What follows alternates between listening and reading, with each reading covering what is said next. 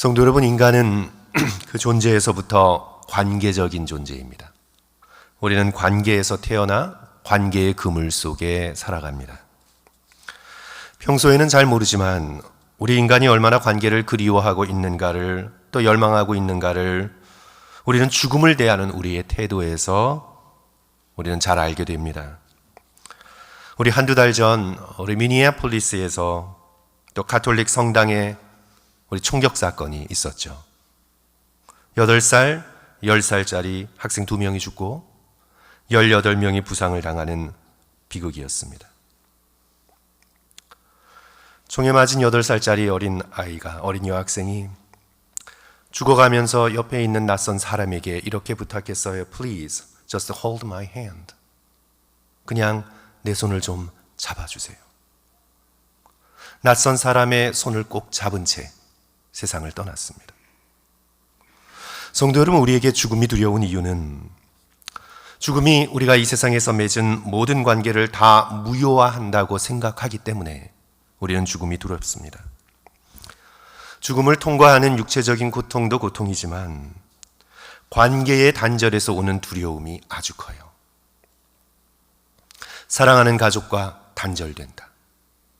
내가 지금 이 순간부터 더 이상 내 가족들을 바라볼 수가 없다.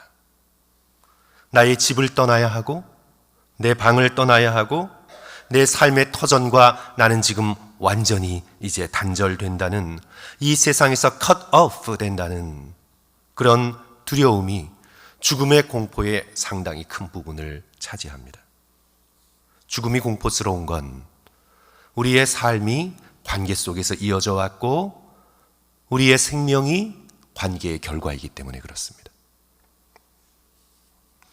이스라엘 백성이 왜 그렇게 바알과 아세라의 가나안 종교를 벗어나지 못하고 끊임없이 그렇게 그 종교에 끌려니 하면요, 이 바알 종교는 눈에 보이게 자극적인 방법으로 관계를 강조하기 때문입니다.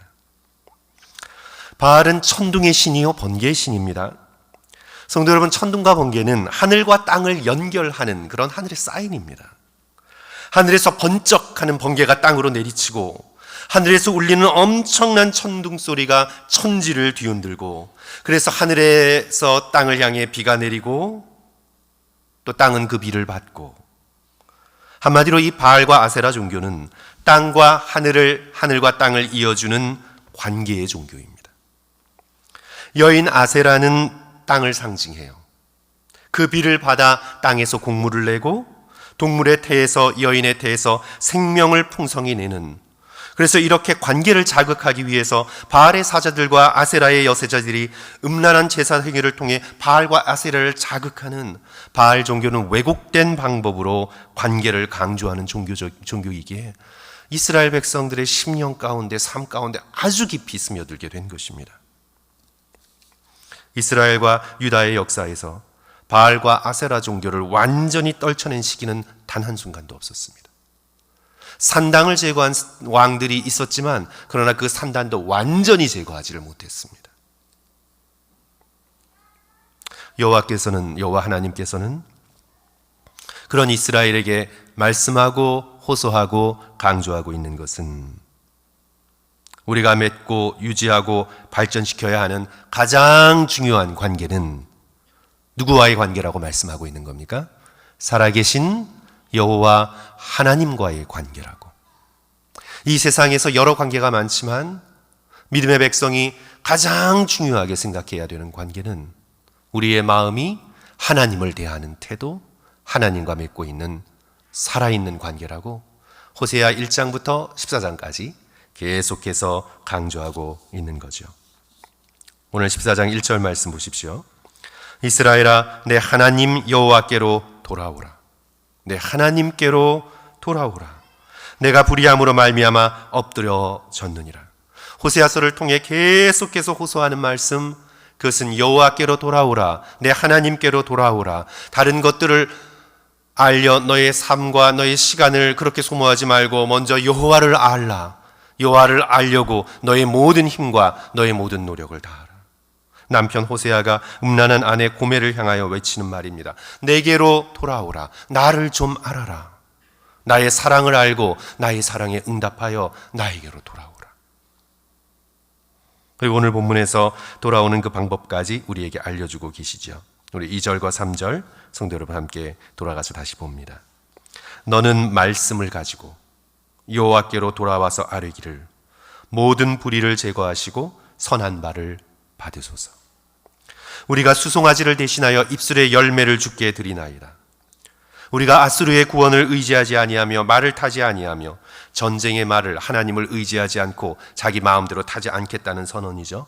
다시는 우리 손으로 만든 것을 향하여 너희는 우리의 신이라 하지 아니하오리니 이는 고아가 주로 말미암아 긍휼을 얻음이니이다 할지니라. 말씀을 가지고 돌아온다는 것은 성도 여러분 무엇입니까? 하나님을 향해 말씀을 가지고 돌아온다는 것은 여태까지 자기의 감정이나 욕망을 기준으로 삼아 고멜처럼 자기 마음이 느끼는 대로 이 사람 저 사람에게 왔다 갔다 하지 않고 이제는 절대 기준인 살아있는 하나님의 말씀을 가지고 내 감정을 컨트롤하고 나의 생각을 붙들고 하나님께 진리의 말씀의 그 기준을 가지고 나아가겠다는 결단이죠. 그리고 그 말씀을 듣고 하나님 앞에 나아가 나의 입술의 열매를 드리겠다.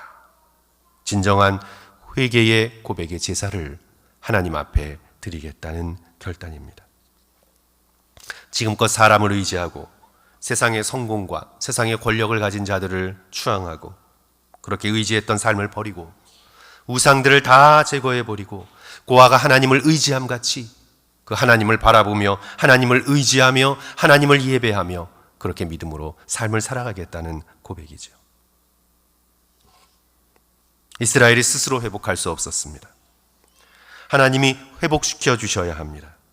그리하여 하나님 앞에 나와 기도하라고 선지자 호세아가 기도의 내용까지 이스라엘 백성에게 알려주고 있는 2절과 3절의 말씀입니다.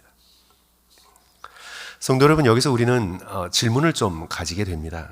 오늘날처럼 개인의 자유, 개인의 선택의 자유를 이렇게 중요시하는 시대가 또 어느 시대에 있었나요? 오늘날 굉장히 중요한 것은 개인의 자유예요. 그래서 누가 누구에게 조금 충고를 하려고 하거나 누가 누구에게 조금 무슨 말을 하려고 하면 말하기가 어려워요. 당신이 뭔데 나에게 그런 말을 하나? 당신이 뭔데 나에게 이래라 저래라 하나? 오늘날의 시대에는요, 자신의 개인의 자유를 아주 극단적으로 확대해서 그것이 마치 자기의 근본적인 권리인 양 그렇게 주장하고 있는 시대를 저와 여러분이 살아가고 있어요. 그래서 이런 시대 속에서 이런 질문이 당연히 생길 수 있어요. 왜 하나님께서는 하나님께 돌아오라고 이렇게까지 강조하시나? 왜 이렇게까지 호소하시고 심지어는 심판을 경고하시면서 이렇게까지 내게 돌아오라고 말씀하시나? 너무 부담스럽다. 이 세대는 이렇게 느낄 수 있어요. 부모도 자녀가 컸으면 부모를 떠나 자유를 누릴 수 있도록 허락해 줘야지. 심지어 부부간에도 서로에게 어느 정도의 자유를 허락해야 되는 게 아닐까요? 이스라엘이 하나님을 좀 떠나서 자유롭게 세상을 익스플로어하며 살 수 있도록 좀 하나님이 허락해 주시면 안 되나? 하나님이 혹시 스토커이신가? 계속해서 호세아서를 통해 하나님께로 돌아오라고, 호세아를 통해 고멜에게 나에게 돌아오라고, 끊임없이 돌아오라고 회개하라고 외치는 이 말씀을 들으면서 오늘날의 세대는 이것들을 자유라는 이름으로 부담스럽게 느낄 수 있어요. 그런데 성도 여러분, 이런 질문은 하나님이 누구신지를 모를 때 생기는 질문이에요. 하나님이 도대체 이 세상에 내게 살아있는 숨쉬는 모든 인간에게 어떤 존재인지를 모를 때 생기는 그런 질문이에요. 하나님은 우리 인간에게 여럿 중 하나 선택할 수 있는 그런 선택사항이 아닙니다. 하나님은 없으면 살아갈 수 없는 우리의 영혼의, 우리의 생명의 필수 조건이세요. 예를 들어 제가 좋아하는 비유, 잘 드는 비유인데요. 하나님은 물고기에게 물 같은 존재세요. 물고기가 물을 떠나 자유롭게 살 수 있나요? 물고기가 바다로부터 자유한다는 것은 죽음 아닌가요? 당연히 바다는 묻혀서 죽어가고 있는 물고기에게 내게로 돌아오라고, 내게 돌아와 생명을 얻으라고 당연히 외치며 말해야 하지 않을까요?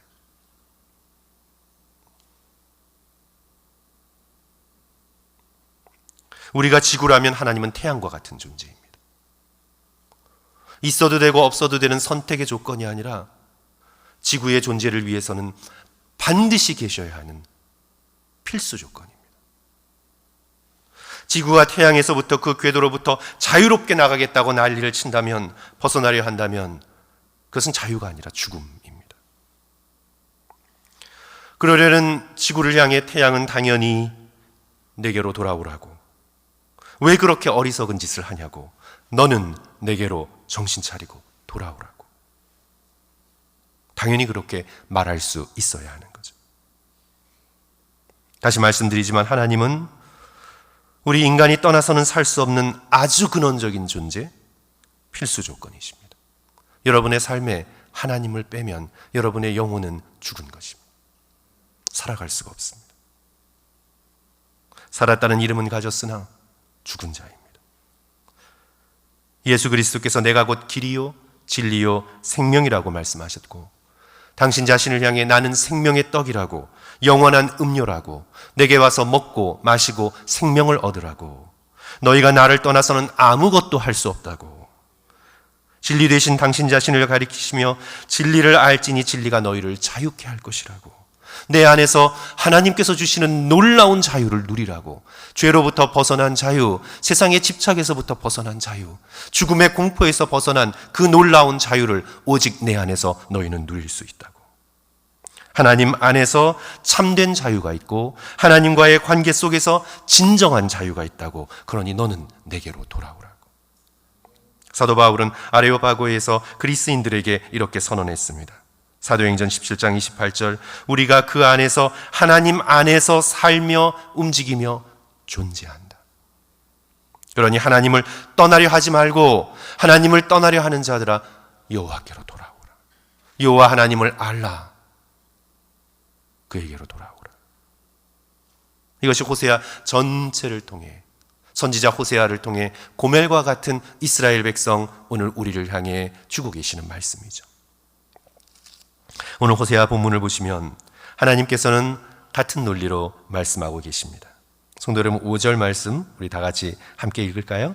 내가 이스라엘에게, 우리 5절 말씀 다 같이 한 목소리로 읽습니다. 내가 이스라엘에게, 시작. 내가 이스라엘에게 이슬과 같으리니 그가 백합화같이 피겠고 레바논 백향목같이 뿌리가 박힐 것이라.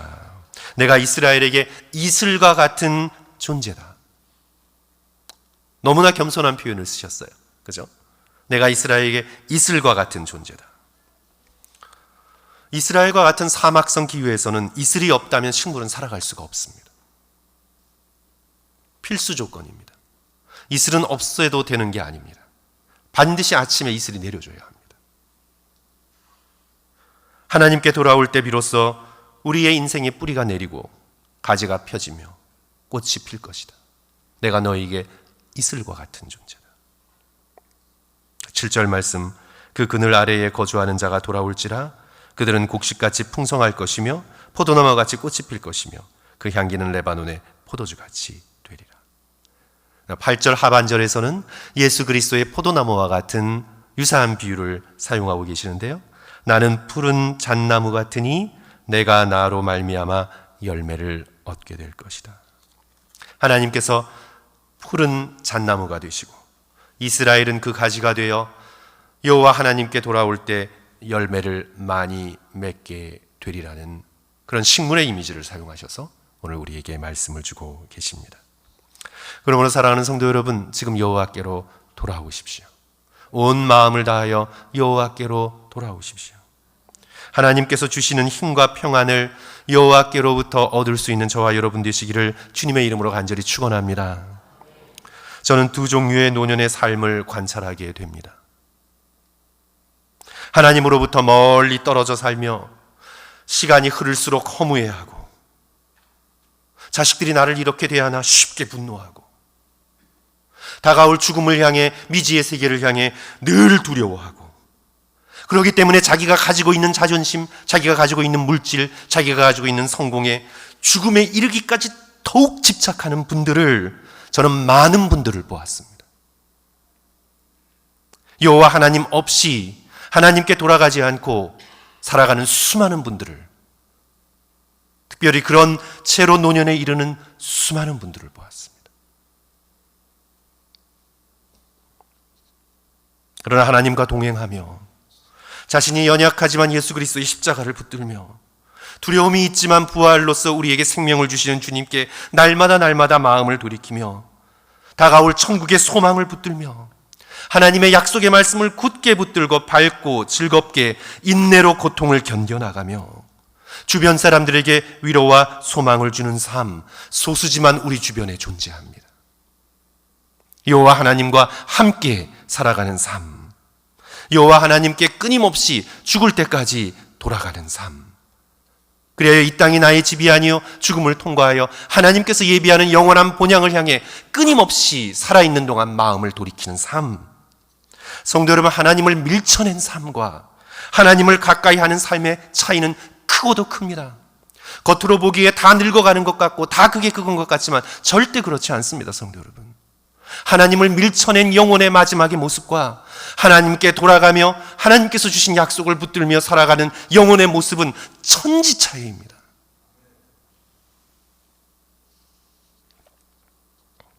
에벌 니블이라는 유명한 스턴트맨이 있습니다. 1960년, 70년, 80년까지 오토바이를 타고 다니면서 무모할 정도로 아슬아슬한 고개로 그 스턴트로 많은 사람들의 환호를 받았던 그 분야에서는 굉장히 유명한 사람입니다. 그 묘기가 얼마나 무모했던지 위험했던지 살아가면서 무려 35번의 골절 수술을 했어요. 그렇게 하면서까지 사람들의 환호를 받고 싶었던 거예요. 남들이 하지 못하는 그런 무모할 정도의 오토바이를 가지고 스턴트를 하면서 그렇게 35번의 골절 수술을 해가면서 인생을 살아가요. 사람들의 환호는 받았을지 모르지만 에벌 니블은 그의 내면의 삶은요, 엉망이었습니다. 기분에 따라 살았어요. 성질에 따라 살았어요. 엉망인 삶을 살았어요. 그의 주변에 누가 같이 하기를 좋아하지 않았어요. 동업하던 동료를 야구방망이로 때려 감옥에 갔다 올 정도로 그는 그런 혈기를 가지고 살았고 늘 알코올에 중독돼 있었고 이 여인 저 여인을 오가며 늘 방황하는 삶을 살았습니다. 감옥에서 풀려난 어느 날 60대 후반의 노년의 삶이에요. 플로리다 비치에 앉아 멍하니 해변을 바라보고 있을 때 그는 신비한 영적 체험을 얻습니다. 예수 그리스도께서, 하나님께서 어떤 사람에게 다가가시는 그 놀라운 은혜는 정말 놀랍습니다. 신비한 영적 체험을 해요. 하나님께서 자신의 어렸을 적 이름을 부르시며 로버트, 내가 너 자신이 알고 있는 것보다 훨씬 더 많이 너를 여러 번 건져주었다. 이제 내 아들 예수를 통해 내게로 돌아오라. 이제 내 아들 예수를 통해 너는 내게로 돌아오라. Now I need you to come to me through my son Jesus.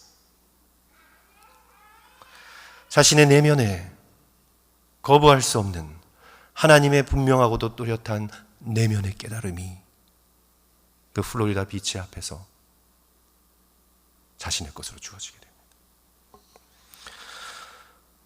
이 내면의 음성을 들을 때 그는 너무 당황했습니다. 자신은 여태껏 단 한 번도 진지하게 예수 그리스도를 추구하거나 교회에 참여해 본 적이 없었습니다.